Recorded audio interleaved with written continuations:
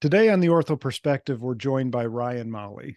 Dr. Molli is the founder of Whole Health Orthopedic Institute in Meadville, PA, and he did his total joint fellowship at Joint Implant Surgeons in Columbus, Ohio.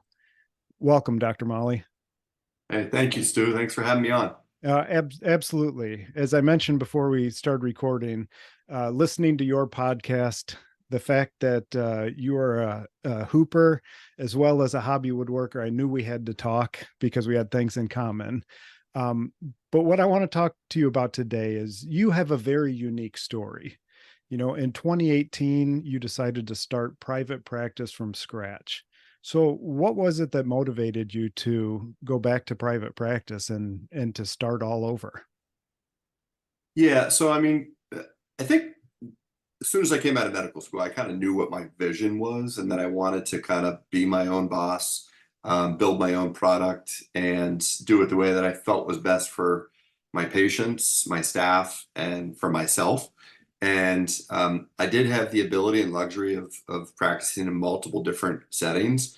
Right out of fellowship, I don't think I would have even remotely considered starting a private practice because I needed to get my feet wet and just get the clinical stuff down. So did a great fellowship with Dr. Adolph Lombardi and Keith Barron down in Columbus, but learned a little bit of the business stuff there. But my first couple of years, it was how do I become an orthopedic surgeon without that security blanket? I was in a private practice for a year and then decided to go into hospital employment for a couple of years, and literally did that for 2 years. Within the first week, I knew I wasn't going to continue that, but I'm a man of my word. I'm loyal, so I finished out my contract, but I knew that I was going to go back into private practice, and took several years. When I eventually moved back to Pennsylvania, which was 2015, the fall, I was in an employed position, but a private practice employed. And I knew after a short period, probably a couple months, that I really wanted to do my own thing and create my own practice and focus more on just like putting metal and plastic in people. I feel like I have a lot more to offer to my patients and to the field of medicine than simply just doing the operation, but really focused a lot on medical optimization before surgery, whole health, awareness and wellness. Yeah. And that's really what the impetus was. Right. Well, the whole health thing, as I looked on your website and looked into it more, that stood out to me as well because I don't even know if you use the words concierge, but it seems like you're trying to be concierge orthopedics and make it a much better experience for them. Because I know there's a lot of frustrated patients out there. It's funny you mentioned that term because within my practice, I have a subset, a concierge practice. It's about 1/3 of my practice where patients pay a set fee to be annual 1-year members going into their surgery. They get direct access to me 24/7, my cell phone, my private email address. There's a lot of other advantages, benefits. They are able to kind of skip the line in terms of my surgical wait time, which is about anywhere between 5 and 6 months. For those patients, I can get them on my surgical schedule within a couple weeks. They get preferential appointments, so there's really no wait time. I see all of my concierge patients myself post-operatively versus traditional pathway patients. They see, a mid-level provider or a nurse, and I put them up in a hotel the night before surgery. So there's a lot of kind of that the whole package. It's an experience really when they're coming in here. Yeah. And what do you see that the patients are wanting from orthopedics and the experience? Because experience is in pre-op education, just talk, I guess, about the pre-op education as well as nutrition and what you've seen that do for your patients' outcomes. Yeah. So since I came out of fellowship in 2011, I was always very, very big on education pre-op wise. And my whole family's teachers, my dad, my 3 older sisters, my aunts, my wife's a teacher. And so I put a tremendous amount of time and energy into that. I would do 6 seminars a month when I was in Michigan and just building my practice because I had a lot of time on my hands. I would literally go out to the Italian American Club. I'd go to the Greek church. I'd go to the senior centers in the area. I'd go to Panera Bread and I'd just set up shop and say, hey, anybody that wants to listen to me, I'm going to talk about hip and knee arthritis and give you education. It turned to a more formal educational avenue where I would make it a mandatory class that patients would come to, like a joint camp. But it was me. It was always me talking to them. And it was 2 hours. And I've continued to do that up until this date. I do it now, I do it once a month. Instead of 2 or 3 people sitting around a Panera bread table, I now get 75 to 100 people that come to my practice. We turn the lobby into essentially a reception hall and an amphitheater. And it's everything from what we do before surgery, how we do the operation, but put a huge emphasis. And we created a wellness institute. We were literally optimizing these patients in-house before surgery and helping them to lose weight, get their diabetes under control, helping with smoking cessation, helping with nutrition, and making suggestions, recommendations about that. And then those people that maybe mentally or emotionally aren't quite ready for the operation, we help to counsel them that way too. Yeah. Well, what I have seen over my career, specifically the past 20 years or so, is what I have seen is that the physicians and practices that really put time, energy, and effort into that pre-op education on what they're going to expect afterwards, day 1, day 2, day 3, it seems that those people have fewer complications, which makes sense because the patients know what to expect. Yeah, they do. I mean, we've seen those papers. I think Bob Booth had an article out several years back looking at the satisfaction scores after a knee replacement, and about 18% of people were dissatisfied. And the number one reason for dissatisfaction was expectations were not met. To me, that's on the surgeon or the providers because we did not spend enough time with them to prepare them to say, yes, it's normal for this or this or this or this. So giving those patients that 2 hours of FaceTime, once a month in a group session is nice because it's not 2 hours per patient individually. That just wouldn't be feasible. And then I spent the past year creating about 50 educational videos for my patients. I hired a videographer who actually edits my podcast for me. And my shortest videos, I think, are 2 or 3 minutes. And I've got videos that are 15 minutes long talking about the entire process of a hip or knee replacement. But little segments, like you were saying earlier, that people want that 10 to 15 minutes. Most of them are between 3 and 5 minutes, and that's accessible to all of our surgery patients. Right. Now, is that you said it's mandatory to attend your class, and then you Yeah. highly recommend they watch those videos as well as a way to reinforce it? Yeah, it's kind of like that option. If they forget something, or maybe they just weren't listening closely enough, or they just need a little bit of reiteration, they have the access to that, and they can watch it as many times as possible. Right. Well, I do know that I've heard several times, author Donald Miller talks about it takes us 8 times hearing something before we start. It really sinks in and understand it. So that would lead to encouraging them to do that. So let's shift a little bit here. You started your practice in 2018, but tell us about your hospital transition as well. Yeah, so just prior to COVID, I was at a standard acute care community-based hospital. Was doing a high volume of joints, somewhere between 8 and 900 joint replacements per year. And it was, I mean, my experience there, I got 3 ORs, so I can't complain about like my efficiency at all. But it was just the mentality, quite honestly. I felt like I'm climbing up this mountain trying to bring the best care possible to this area for joint replacements. And administration was kind of clawing in the opposite direction because our goals were not aligned, our visions were not aligned.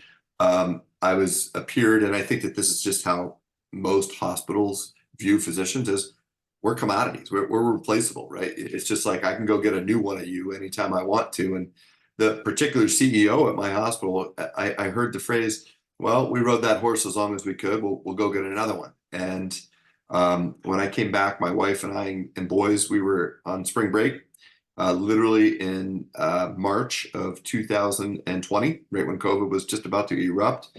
That week that I got back, I came in, I was looking to build my own surgery center, wasn't thinking about a surgical hospital.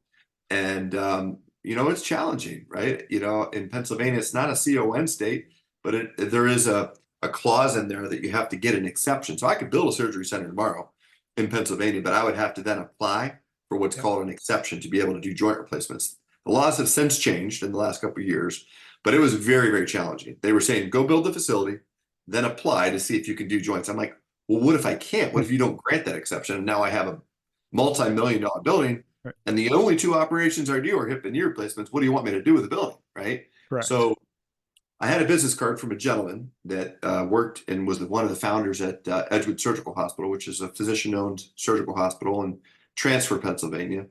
And I had time on my hands. We had a 6-week shutdown, just like the rest of the nation. And I moved quickly and called him up, and he said, "Well, would you like to meet sometime?" I'm like, "Sure." He goes, "When would you like to meet?" I said, "How about tomorrow?"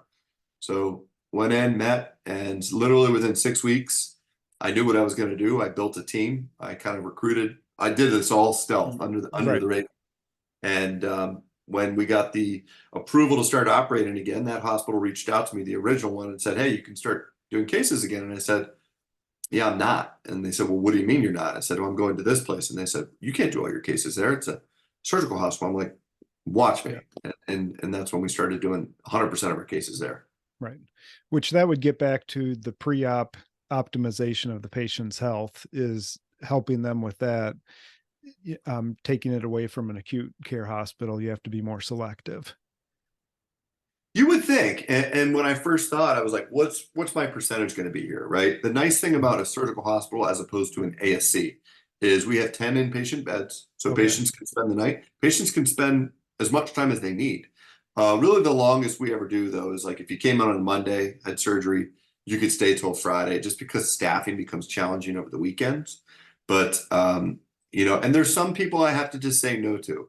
I do have privileges at a couple acute care hospitals, but my experience at the surgical hospital has been such that I don't ever want to go back to another acute care hospital. And I have some good colleagues in the area that if there's a patient that's really that, it's never because of an orthopedic issue, right? I've done distal femoral replacements in our hospital, Yeah. a surgical hospital, but it's usually the medical complexity, right? Maybe they need an ICU or something like that as standby, that I say, "I'm sorry, I can't do your case, but here's a trusted colleague that I would trust my parents with." Yeah. Which that is nice, obviously, to have people like that. Yeah. Um, but it is pretty impressive to me. I mean, just you walking us through that process, is that you're not a CON state, but yet there's still significant challenges, and they're saying, "Hey, go invest millions of dollars into this, and maybe we'll allow you to do it." Yeah. So fortunate for you that you had another option. Yeah, the stars aligned. I was very, very fortunate and blessed. Correct. Divine intervention is what I would Exactly. refer to that as. Um, I know another passion of yours is also trying to help more people uh, get into private practice, if that's what they would like to do. And you're even starting a new podcast with that aim. So can you tell us a little bit about that? Yeah. So honestly, I think that's one of my major, like a good mentor of mine used to tell me is like every decade your priorities will change, right? And I'm kind of in the mid portion of my career now. Love what I do, but one of my main passions and goals for the remainder of my career as an orthopedic surgeon is to help influence and hopefully inspire Yeah. other. It doesn't have to be young orthopedic surgeons. It could be, and it doesn't even have to be orthopedic surgeons. Right. Just be physicians. That there are opportunities to be very, very successful in a private practice. I was just reading an article today about in Becker's talking about private practice is not going anywhere. There's opportunities with direct payment models.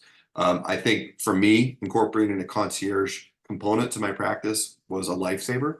I think me partnering with a surgical hospital, physician owned, was a lifesaver for me. So you do have to figure out ways to find that ancillary income, because we all know that we're getting reimbursed less every single day for what we do, Mhm. while our costs are continuing to rise. So you have to think outside the box a little bit. But my goal would be to help inspire and educate other providers on how you can do this, right? It's not just like it can be done, but this is how I did it. And if I can do it, you can do it. Right. It's just, as you mentioned before we even came on the air, it's not right for everybody. You know that, I know that. Correct. There's certain people that are kind of, I don't mean any offense by this, but like 9 to 5ers where they want to go Mhm. in, they want to do their thing, and when they're done, they want to be done. They're not business minded. Whereas this is my life. This is my Right. passion. And I love the business side, Right. almost as much as I love the orthopedic side. Yeah. Well, it is interesting. That's what you just said, and we talked about it previously. It is not for everybody, but that is the beautiful thing about any industry, is that there's segments of it that you can be extremely successful, help enough people, and be rewarded for that. Nobody has to do things the same way. 100% agree with that. Yeah, there's more than one way to skin a cat. And quite honestly, like I mentioned to you before, like I'm not employable at this point in my career. I was, and I would be a horrible, horrible Yes. employee.